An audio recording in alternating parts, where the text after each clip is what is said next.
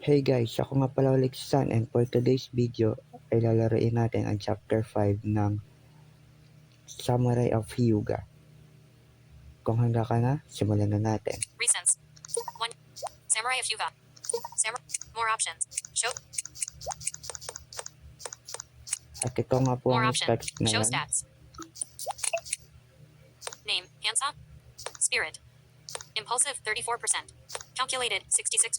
Perverted 46%. Chivalrous 54%. Charming 52%. Stoic 48%. Drifter 28%. Protective 72%. Brutal 46%. Finesse 54%. Attunement 0%. Next, but the rule he removed my most next chapter. Samurai of Hyuga. Chapter 5. Forgotten People. I stripped my orange haori off and tossed it to the ground. It was a sweat-stained heap of unnecessary. Chapter 5. Forgotten People. I stripped my orange haori off and tossed it to the ground. It was a sweat-stained heap of unnecessary clothing I didn't want on me anymore. This was something I wanted to do ever since I entered the stagnant lion temple, where the air stood still and humid. There was no longer a need to maintain my appearance with Emperor Sama gone.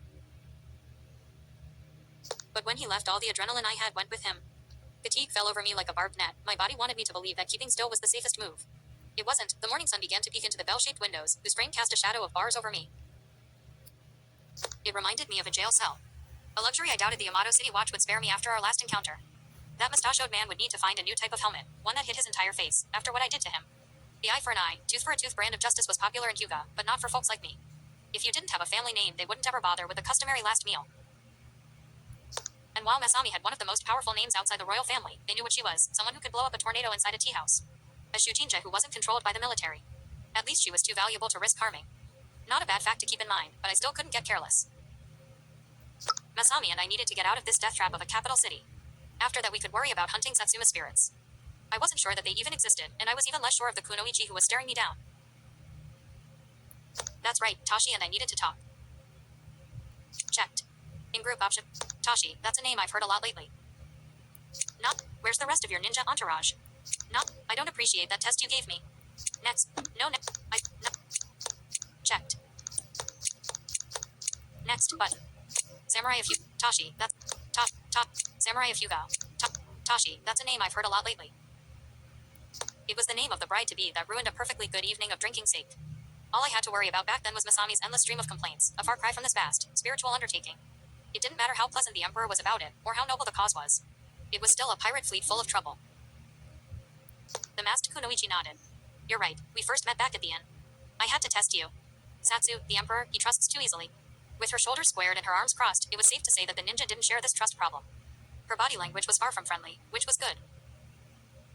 Because I was about to get unfriendly, and fast. Yeah, well, the lack of trust is mutual. I took a moment to crack my neck, mostly because I like to think it intimidates people. Why should I throw in with a ninja who has already tricked me once before? My voice wasn't loud, not yet, but it grew with each passing word. Among many other things, I hated playing the fool for someone else's schemes. Double-cross me. Sure, I could understand the idea behind keeping the assassin quiet. But to trick me into believing I was saving a fiancé from a human trafficking ploy. When someone took advantage of my rarely revealed good nature, I couldn't help but get rubbed the wrong way. If I thought that my words would get Tashi to back down, I was wrong. She raised a clenched fist and took a step forward. But it was what she said that made my blood boil. What I do know is that you're a ronin, a masterless swordsman expertly trained. I saw you draw your blade back there, with your balancing act. But it wasn't just some parlor trick. A look of anger, or perhaps even fear, flashed across the ninja's face. No hesitation. Swordsmanship at such a level. I don't know what you are, but I know you're dangerous. Both to yourself and the girl. An unpleasant pain jolted down my spine. She said I was endangering the kid. The words cut me like hunger did a fat man. It hurt deeper than it showed. The reason it stung so bad wasn't because it was bullshit, but just the opposite. The truth in her remark shook me to the core. Calculated. But I wouldn't mind putting that theory to the test. Aren't you forgetting?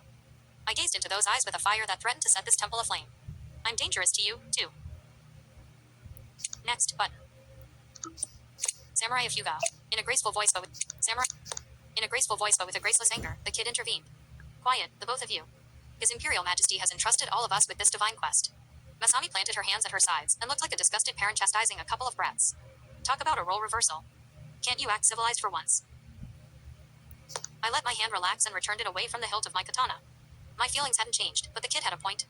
Now just wasn't the time. Checked. My first job is still your protection.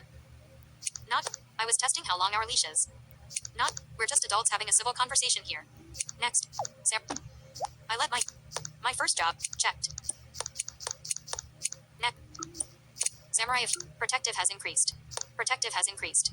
It didn't matter what sort of epic journey the Emperor had dreamed up, I was still the kid's bodyguard. That hadn't changed. And 3 period I added. 3 period fighting spiritual ghosts in a cataclysmic affair, well. I shook my head at the ridiculousness of it all. Sounds a bit counterproductive to keeping you safe. Bringing Masami along with me on this quest was akin to cramming her into a hay barrel, drenching her in lamp oil, and rolling her down the inner slopes of Mount Yoshinori, an active volcano up north. The imagery may be a bit overdone, but the point stands. A point Masami deflected with her personal brand of unyielding stubbornness.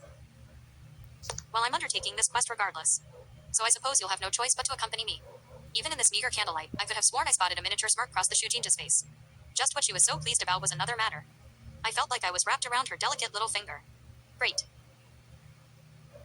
I could hear the kunoichi sigh, even beneath that mask she was wearing. Her body relaxed into almost a slump. Let's set aside our differences for now. We should be on the Eastern Pass by noon if we aren't impeded. Tashi nodded to me in a respectful gesture. It's important that we start this out on the right foot. I scratched the back of my head in embarrassment. Yeah, 3 period about that. CCCC rat. The front entrance to the Lion Temple roared open with the screeching of broken wood. Nearly a dozen men decked in armor flooded in like a rancorous stampede. Spear in one hand and lantern in the other. The Yamato City Watch had arrived. Next button. Samurai of Hyuga. Heavy breathing and the stench of sweat permeated throughout the once peaceful chamber of the Lion Temple. These men had sprinted their way across half the capital to get here, wearing half 100 pounds of gear apiece. No easy task, especially for stationary guards in what had to be the most peaceful place in Hyuga. If they were smart, they'd have this place surrounded. But if they were smart, they'd have waited to catch their breath before entering. I looked over towards Masami, who was frozen in place, and then to Tashi, who was 3 period nowhere to be found. She had probably cloaked herself into the darkness upstairs, leaving the two of us to face this peril. Damn, I hate working with ninjas. I could hear a murmuring in the crowd of guardsmen, between the heart-pounding gasps for air. Shujinja. Apparently word of Masami's little trick had gotten out, though it might not be a bad thing. They were keeping a more than respectful distance from the kid, which made my job easier. One of my jobs, anyway. The silence was starting to make me uncomfortable. Atop of that, my wrist itched something awful. Part of me was just waiting for an excuse to let loose, the other wanted to give them a warning. Checked. No one needs to die here. Not one at a time or all at once. Not, we're just newlyweds here to pay our respects. Next button. Not one. Heavy breathing and damn. I could hear a murmur. This checked. Next button. Samurai of Hyuga. No one needs to die. Samurai of Hyuga. No one needs to die here. These men were settled soldiers. They had wives and maybe even a kid or two. Maybe they were on their way out of the military, or maybe they couldn't enlist in the first place. Whatever the case, it didn't sit well with me to kill them. No one deserved to die from a nameless Ronin. But that didn't stop their ringleader from stepping forward. He didn't hold a weapon like the others did, and for a good reason. His face was wrapped in bandages save for an opening at the mouth and a single eye. The wraps had already dyed themselves red from the bleeding. When I saw his mustache sticking out, I recalled who this character was. This is him, the bastard Ronin who 3 period will ruin my face. The guardsman screamed out in pain, no doubt because his face ached and stung at every word. He recovered and pointed a finger straight at me. I want to see him deformed into a bleeding mass of flesh and bones. Get him, boys. The crowd's anger roused in preparation for battle, but I couldn't help but crack a smile. A bleeding mass of flesh and bones. That's a line from someone who's never had to kill a man. The stench of the intestines and mid-digestion, the still spurting blood from the heart, the eerie melody as the lungs deflate, that's what nightmares are made of. And I knew more about nightmares than anyone. A younger man charged out at me, with eyes equal in fear and determination. It was a look I'd seen countless times before. It was a look that stuck on their faces after their breathing ceased and their muscles stiffened. The time for talking was over. Checked. Attempt to redirect his spear. Not. Attempt to blind him. Next. Samurai. The crowd. Check. Not check. Check. Next button. Samurai of. While the recruit charged Emi blind. Samurai of Hyuga. While the recruit charged Emi blindly, in a sense, even a novice could land a lucky strike. Risks like these were best to minimize whenever possible. Although the distance between us closed rapidly, I couldn't help but notice the weapon at my feet. The orange Haori jacket the Oyamas had so kindly given me. Not only was it a perfect fit, it was a perfect diversion. Hiya. I swung my leg down hard enough to make any martial artist proud, into the mound of damp clothing. It sprawled outward like a brightly colored net into my opponent's face. His spear point dropped down towards my feet, though with his momentum, he still threatened to rush me over. So I had to get fancy. I planted my sandal down on the spear's tip, wedging it into the wooden board floor. I only had an instant, enough time to bring my other leg up and curl it back. I made sure to put my knee right in his path, en route to where the recruit's face was about to be. The force of the collision flung the guard's feet out from underneath him, turning his body into a plank that slammed against the hardwood floor, head first. He was lucky to be wearing a helmet. I checked over towards Masami to make sure she was still there. Her wits had returned to her, and she made for the stairs to the loft above. It was certainly safer than staying down here, but the movement attracted attention. Checked. Blow out the candles. Not pull out the mat. Note. Pull out the mat. Not blow out the candles. Checked. Blow. Samurai of Though the shadows from the back end of the temple were long, they weren't quite dark enough to cover the kids' escape. With the morning sun threatening to rise as it often does, time was against us. Slipping outside, but that was a future work. They were going to require a little extra. But though the shadows from the back end of the temple were long, they weren't quite dark enough to cover the kids' escape. With the morning sun threatening to rise as it often does, time was against us. Slipping outside of the heavily fortified capital would be next to impossible in broad daylight. But that was a future worry. I flicked my katana out in an arc, cutting the sticks of wax that lit atop the altar. Considering their small size, they had let out a surprising amount of light. In the newfound darkness, I moved without notice. I chased my prey with silent footsteps cushioned by a tatami mat. The trio after the kid were slowed by the shadows that enveloped them, but they were accustomed to working the night shift. They were going to require a little extra effort. A torn hamstring or ripped Achilles would force any pursuer into a limp, perhaps even permanently. I was nipping at their heels before my oversized razor started nipping at them in a literal sense. It didn't take more than a paper-cut sized wound to wince their legs up and topple them over. The trickiest part was not tumbling over them during the chase. The third pursuer laid crumpled at the base of the stairs, the first two I had managed to get earlier. A flick of the wrist removed the blood off my blade, though there wasn't much to begin with. I surprised myself at how non-lethal my methods were. Usually I just went for the throat. Had Masami's words back at the Kabuki theater changed something? That was an uncomfortable thought. Sniff. My nose told me there was smoke, and my eyes, which started to water, persuaded me to believe it. A light emerged from behind the altar. Stacks of parchment made for makeshift tinder, which spread fire like disease through a whorehouse. Disgustingly quick. Those candles I thought I blew out now bellowed into a bonfire. Things were really heating up in the lion's den. Next, but the third thing. Next, Samurai of Hyuga. I heard a voice from the shadows above, beckoning me to hurry. Handsaw. I heard a voice from the shadows above, beckoning me to hurry. Handsaw-san. Get up here. Tai's tone was hardly quiet for a ninja, and instead echoed against the chamber's walls. But I only needed to be told once. My feet darted up the staircase in a bumbling hurry. I nearly tripped twice on my way up. I couldn't see my own hand in front of me, but that wasn't why I was struggling. There weren't many two-story buildings where I was from. Not that I was afraid of heights, of course. It just didn't feel right to be up this high. Smoke followed me to the upstairs loft. I bumped into something, or rather someone, a warm someone whose height and curves could only belong to the kunoichi. But where was the kid? A blissfully cool breeze brought my attention towards the bell-shaped window, whose bars were unceremoniously ripped apart. Masami was on the other side, struggling to keep her balance on the sloping rooftop. Clay tiles required dexterous toes, otherwise you'd slide right off the curve. I followed Tashi out with the yells of fire. And Ronin. Close behind. From this vantage point I could confirm my earlier fears.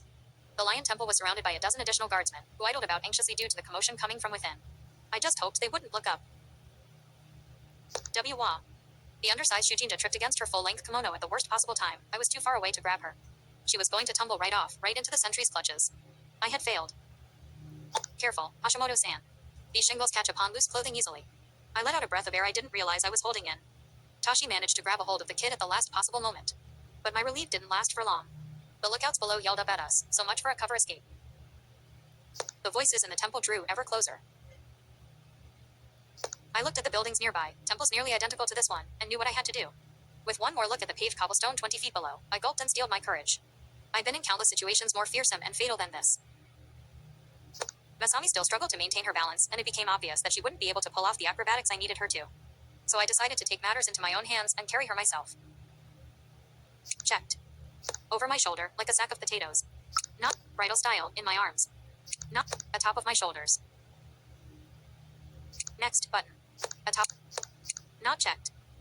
Right. Not checked. Show stats. Not checked. In group option 1 of 3, over my shoulder. Checked. Oh. Samurai of Hyuga. The metaphor was funny, but it... Samurai of Hyuga. The metaphor was funny. The metaphor was funny, but it didn't quite fit. Potatoes didn't make such a fuss. This was by far the most efficient option. You unhand me this instant. Deal with it, kid.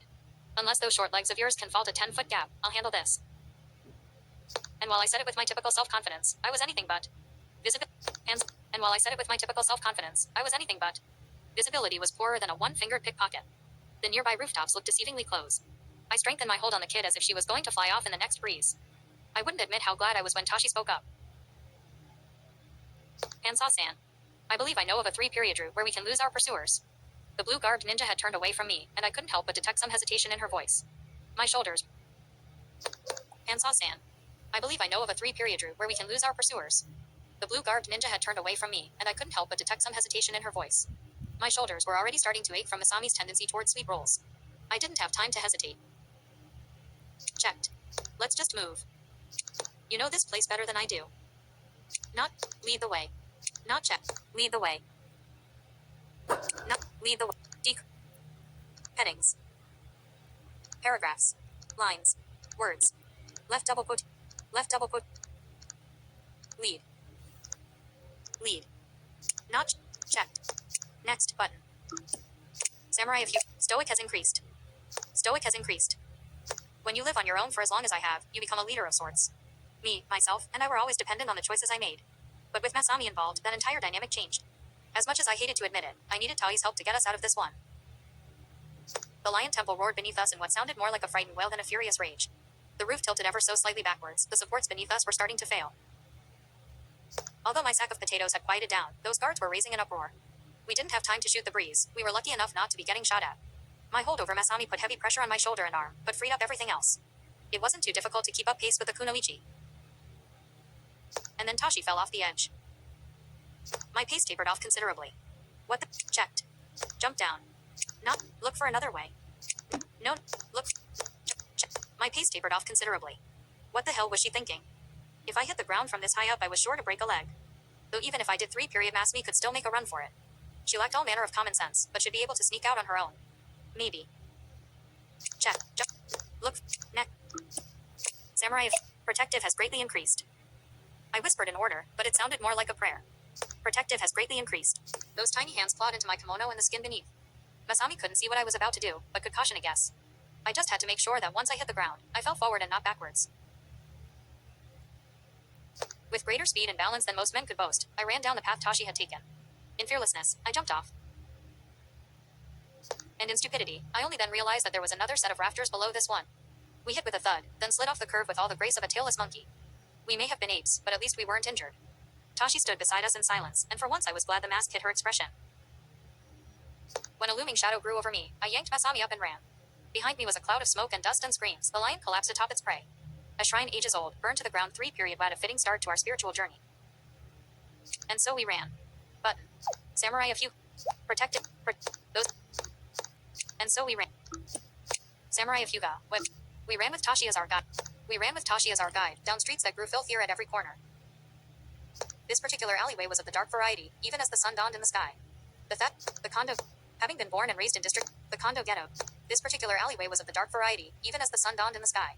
The thatched roofs rose over not tall but long, providing shade that hid the streets from above. Perhaps this was intentionally so.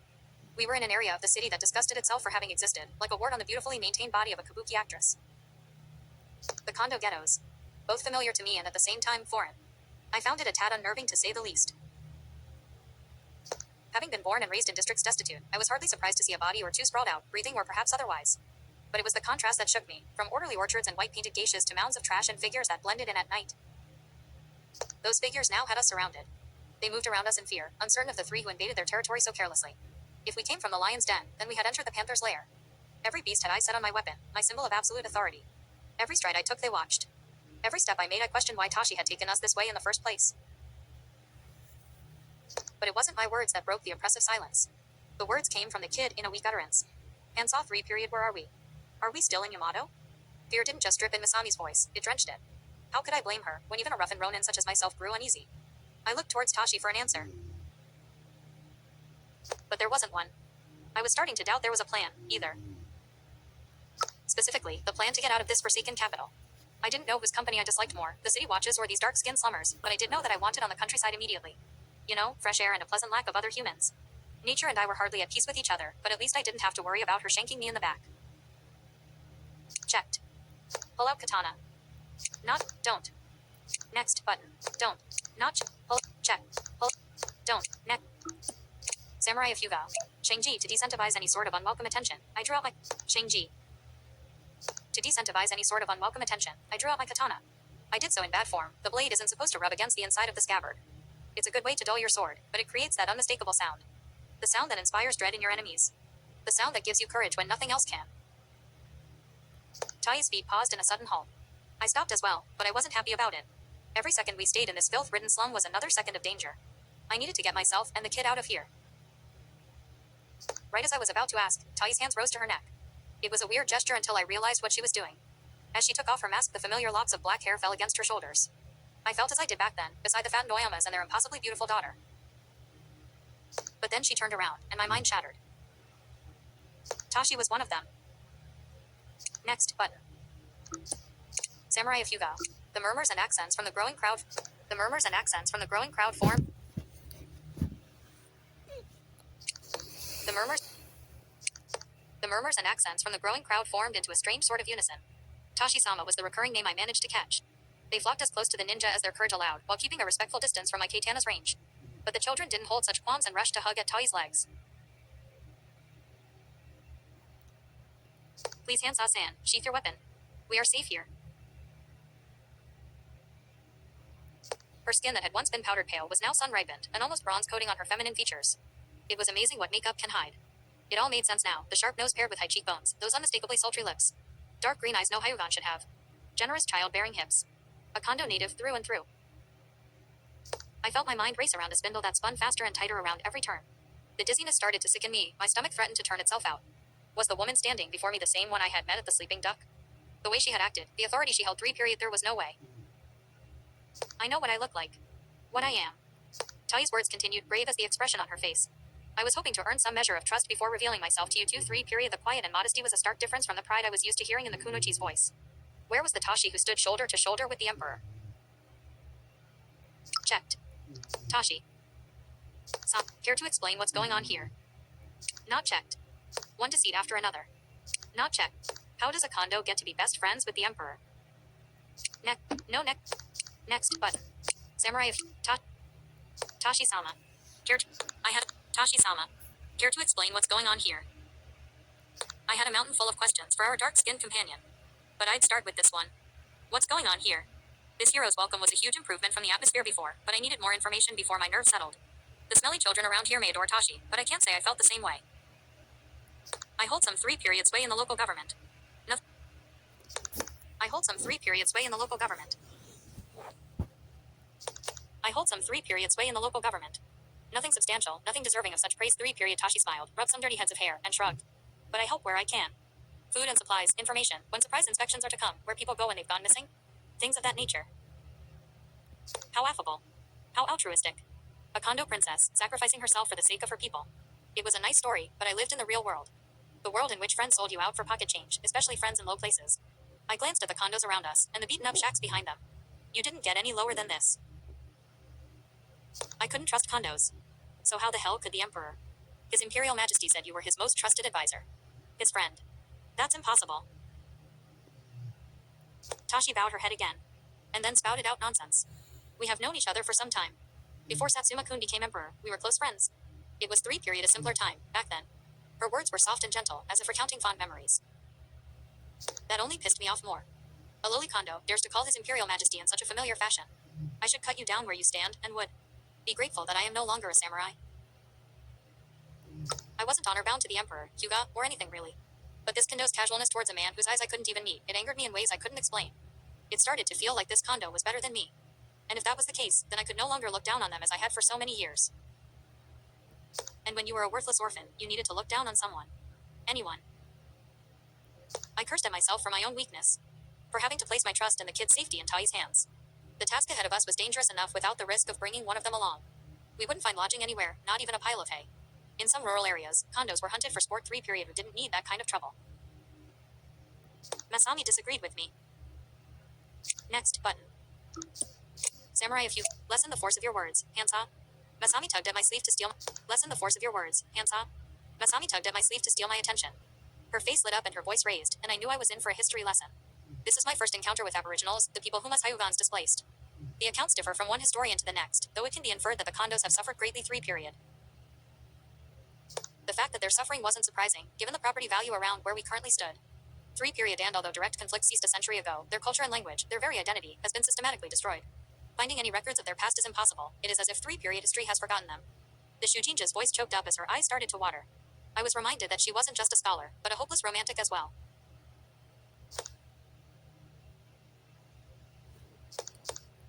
Perhaps it was the sun that rose in dramatic fashion behind her. Perhaps it was the bright smiles of the little ones that beamed upwards in sincere happiness. It made her look like a saint in ninja attire, and it made a hardened ronin like me start to regret what I said earlier. We were hunted by an entire city of samurai, burdened with an impossible quest, and walking dead from tiredness. But for this moment, all that didn't seem to matter. Next chapter, button. At dito na po nagtatapos ang chapter 5 ng Summary of Hyuga. Kung nagustuhan niyo po ang video ko, please like, share, and subscribe. Thank you. Resense, but 1. Audio lib to us. Space. Navigate. Pause.